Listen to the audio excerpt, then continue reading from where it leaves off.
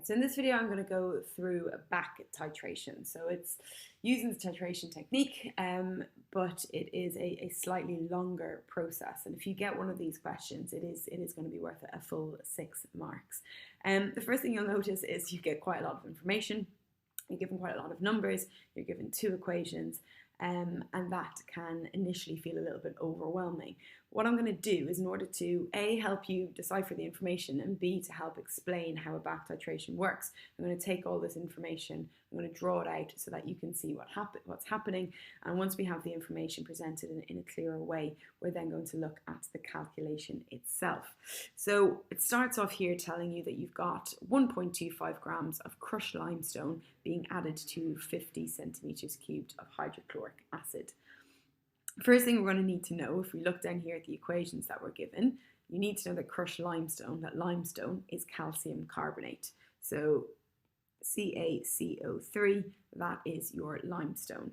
So what they've done, I'm just going to draw this out, is I'm going to draw a little beaker, and they are adding 1.25 grams. So limestone will be a solid, so I'm going to just draw a little spatula. I've got my solid, and that's my 1.25 grams of CaCO3 in solid form. And I'm adding that in to an acid, and the acid I'm using is hydrochloric acid, which I have in excess. And I've got 50 centimeters cubed of that acid, and it's 1.00 moles per decimeters cubed.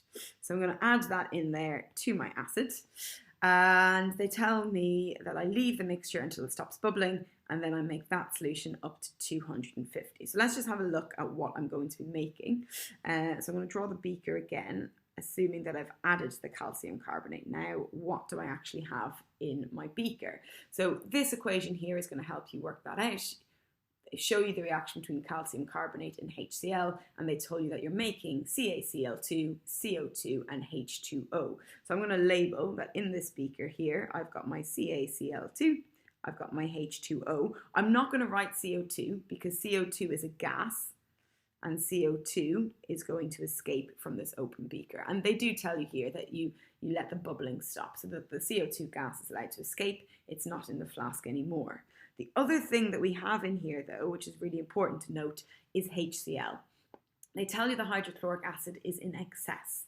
So when you do this reaction between calcium carbonate and HCl, the calcium carbonate will fully react, but you will have some HCl left over. So as well as this CaCl2 and this H2O, you are going to have some HCl left over, and that is going to be important. They then tell you that you take this solution and you make it up to 250 centimeters cubed. So we originally just had 50 centimeters cubed of acid. We're now going to be making this up to 250. And if we're making it up to 250, we're going to be moving from a beaker into a volumetric flask, and we're going to be making that right up to 250. All right, so again, in this volumetric flask, I've got my CaCl2, which is a dissolved salt. I've got my H2O, and I've got my HCl, which was in excess. You are then going to pipette a 25 centimeter cubed sample from that volumetric flask. So you're going to be using that in the titration, and you are going to be titrating it against sodium hydroxide, and they tell you the concentration, and they tell you the volume needed for the endpoints. And this is now becoming more familiar to a typical titration calculation. So I'm going to be taking, again, I'm just going to draw it out. So because it's titration, I'm going to have my burette, and I'm going to have my conical flask. And you are told that what's in the volumetric flask, that is what's going to be added to your conical flask. And they tell you that you are pipetting 25 centimeters cubed. So here down at the bottom, I've got my CaCl2, I've got my H2O, and I've got my HCl. And they tell me I'm titrating that against sodium hydroxide, which they do tell you has been added to your burette. So if we look at the actual reaction for the titration, we are given that here in the first equation. You can see that even though I've got CaCl2 in here, the sodium hydroxide, your base, is only going to react with the HCl, your acids. The actual reaction for the titration is just here. The other things in the flask are not getting involved. So this is going to be my actual reaction for the titration. it's going to be NaOH reacting with HCl, forming NaCl and H2O. And this is my titration. So once I've kind of gone through all of the information, we will need to go back to some of these numbers later on, but essentially I'm at a point now where I've just got a typical titration calculation. I'm titrating sodium hydroxide against HCl. If we look at the question, I'm given the information that I'm usually given. So I'm told the concentration of sodium hydroxide is 0.1, so I'm given 1 concentration. I'm told the volume needed of the sodium hydroxide is 30 centimeters cubed. So I'm given that volume, and I'm also told that the volume of this solution here from the volumetric flask was 25 centimeters cubed. And although there's more than just HCl in there, we're going to say that the volume added was 25. So once I've got that, I've just got my typical titration calculation. So I will be drawing out my little table. I've got NaOH and I've got HCl, volume, concentration, moles, ratio. Volume I'm going to be putting into decimeters cubed, so 0.030, and here 0.025. That concentration I fill straight in. And when I work it out, I'm going to end up with 3 by 10 to the minus 3 moles here. Using my 1:1 ratio, I'm also going to have 3 by 10 to the minus 3 moles there. So what I've just worked out is I've worked out the moles of HCl is 3 by 10 to the minus 3.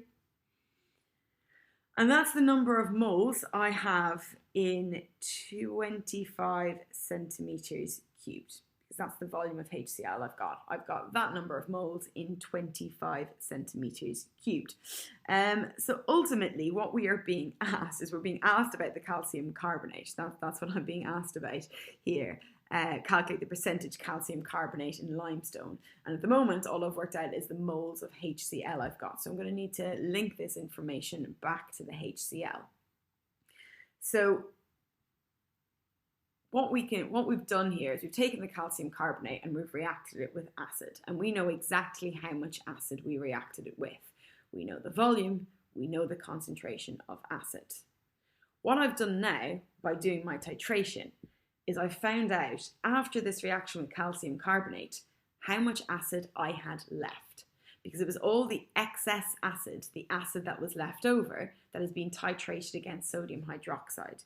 So this value here that I've just worked out, this value here, this is the acid left over after the reaction with calcium carbonate. If I know the amount of acid I started with, and I do, and I know the amount of acid I've got left over, and I do now after my titration, I can work out the amount of acid that actually react with the calcium carbonate. And once I know how much acid reacted, I can work out how much calcium carbonate I must have had. But in order to link all of this back together, if we go up here, we'll see that originally this solution was made up to 250 centimeters cubed. At the moment, I know moles per 25 centimeters cubed. The first thing I'm going to need to do is work out how many moles I've got in 250 centimeters cubed. So I know this many moles per 25. Scale that up by 10 times, 0.03 moles per 250. So after the reaction here, when I'm at the volumetric flask phase, I have got 0.03 moles of HCl at that point. If I come over here, where I've got my volume and my initial concentration, I can use this information to work out the number of moles of HCl that we originally had. I'm just going to do it here alongside it in purple. I can work out the number of moles I originally had. So I've got volume, I've got concentration, I can work out moles. So moles is going to be concentration times volume. Before I times these numbers together, I need them in the same units. So I'm going to be putting my volume into decimeters cubed, so 0.05, and then I'm going to be timesing that by concentration. So I work out that the number of moles I started with is 0.05. So I started with 0.05. after the reaction with calcium carbonate, I had 0.03 moles left. That tells me that 0.02 moles of HCl was required to neutralize the calcium carbonate. So in the question again, you're given the reaction between calcium carbonate and HCl, which I'm just going to write over here, CaCO3, and it reacts with 2 equivalents of HCl. The ratio between these two is then 1:2. I know the number of moles that has reacted. I started with 0.05. I've got 0.03 left, so I must have used 0.02. Using the ratio between these two, that means I must have started off with 0.01 moles of calcium carbonate. So I've worked out the number of moles of calcium carbonate that I started with. 0.01 moles is what I started with. Now, again, if we go back to the question and remind ourselves what we're actually trying to be doing, we're trying to work out the percentage of calcium carbonate in the limestone. We are told the mass of the limestone, and we know the formula mass of the limestone, CaCO3. So what we can do is we can use the mass, we can divide by the formula mass, and we can work out the moles that we expect to have based on the mass that we have used. We can then compare it with the number of moles that we actually have and work out percentage purity just like we did in the previous questions. So if I come up here, I've got 1.25 grams. The formula mass of calcium carbonate is, where is it? Formula mass of calcium carbonate is 100. So I've got 1.25 grams. I would be dividing that by 100 to work out the number of moles.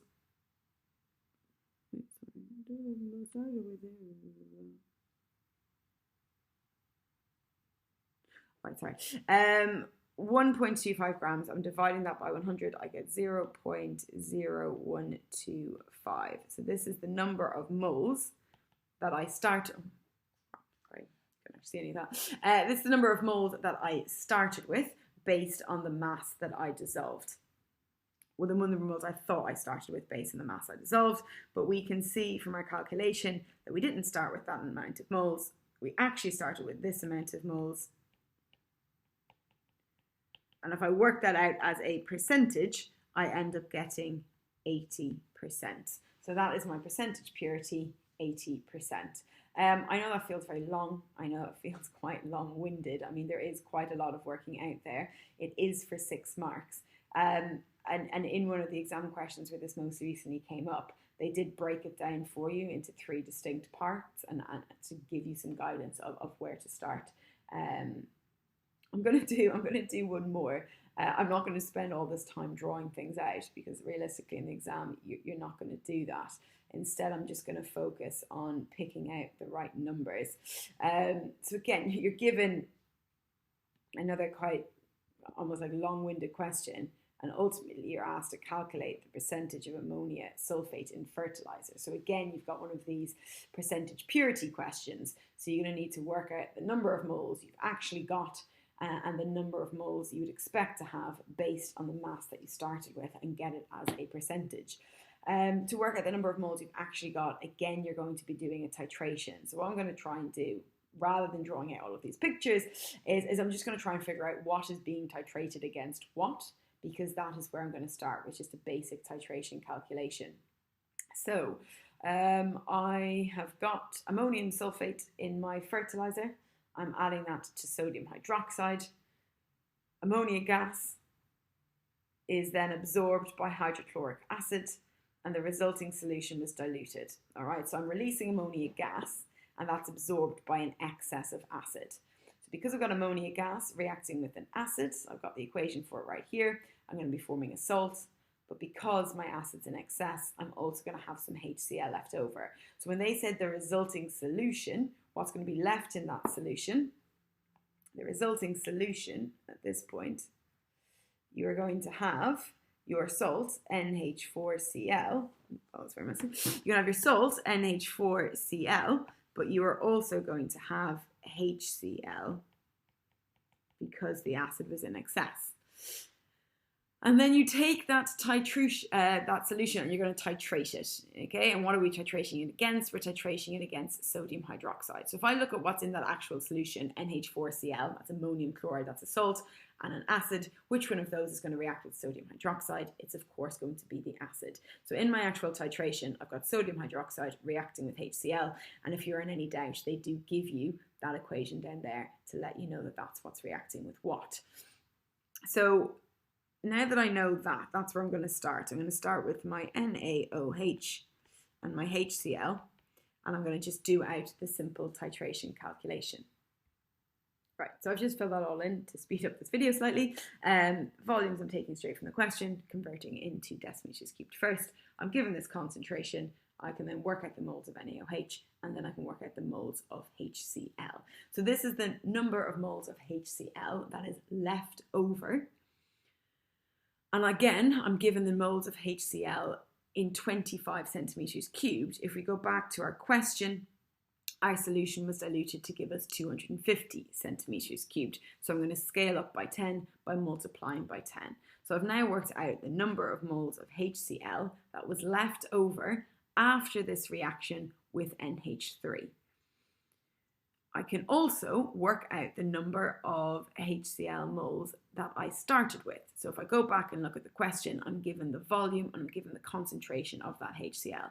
If I work out the number of moles of HCl that I started with, and I now know the number of HCl moles that I have left over, I can work out the number of HCl moles that must have reacted with this ammonia, and then I can go backwards to the fertilizer at the start. So I need to work out the number of moles of HCl that I actually had to begin with. So again, I'll just fill this in here to speed things up. I'm told the volume of HCl I started with. I'm told the concentration. I can work out the number of moles of HCl that I started with. So if I'm starting with 0.05, and after my titration, I know I'm left with 0.02, then the other 0.03 moles of HCl must have reacted with the ammonia. Okay, so we can see that up here, that the ammonia gas that was liberated reacted with HCl, and I now know that 0.03 moles of HCl was required for that reaction with ammonia. So if I use this balanced chemical equation, you can see the ratio between NH3 and HCl is 1:1. So I know that if I use 0.03 moles of HCl in that reaction, that's because I must have had 0.03 moles of NH3. So where did the NH3 even come into this? So if we go back to the top of the question, you can see that initially what's happening here is your fertilizer, which contains ammonium sulfate, was boiled with sodium hydroxide. So there's your ammonium sulfate reacting with your sodium hydroxide, and you are producing some ammonia. If I use this equation, I can look at the ratio between my ammonium sulfate and my ammonia to work out the number of moles of ammonium sulfate that I started with. So the ratio between those two, we can see here, is 1:2. If I know that I produced 0.03 moles of ammonia, so I'm just going to write this down here. So now I'm looking at the relationship between ammonia and ammonium sulfate, and that relationship is 2:1, 2:1. If I know that I released 0.03 moles of ammonia in that reaction, it must be because I started with 0.015 moles of my ammonium sulfate. So now I know the number of moles of ammonium sulfate that I actually started with. Scrolling back up, all right, you're also told the mass of the fertilizer. So it's not going to all contain ammonium sulfate, but what we're going to do is we're going to take the mass of the fertilizer that we're given, and we are going to times it by the M.